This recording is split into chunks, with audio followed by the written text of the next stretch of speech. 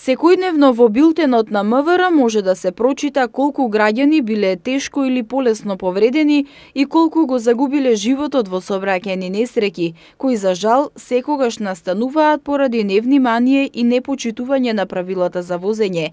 Реченицата која често може да се слушне е внимателно возење, прилагодена брзина на движење и почитување на поставената сообраќајна сигнализација, но ова ретко кој го почитува и ретко кој го разбира значењето на оваа реченица.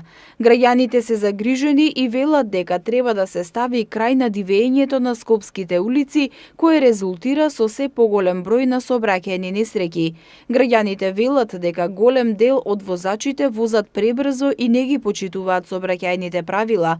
Тие бараат од полицијата да го стави крајот на хаосот кој резултира со се поголем број на жртви. Инаку во билтенот на МВР само во минатото деноноќие регистрирани се 9 лица кои се здобиле со лесни телесни повреди во 8 сообраќајни незгоди од вкупно 12, што се случиле на подрачјето на град Скопје.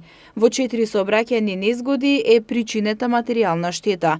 Полицијата од сообраќај исклучила 33 возачи кои се движеле со преголема брзина од дозволената, тројца кои управувале возило под дејство на алкохол, 19 пред да се стекнат со право на управување моторно возило и тројца почетници. Санкционирани се и двајца возачи кои поминале коловоз кон пешачки премин, 8 возачи кои поминале крстосница на црвено светло, еден возач кој не дал првенство на минување на пешаците на обележан пешачки премин, двајца за неправилно престројување и двајца за неправилно пристигнување.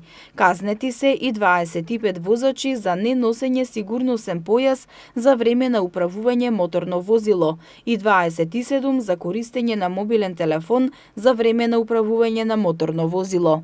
Ова е исходот од непочитувањето на правилата кои се пропишани со закон и треба да ги почитува секој што ќе се најде во сообраќај, независно дали е возач или пешак.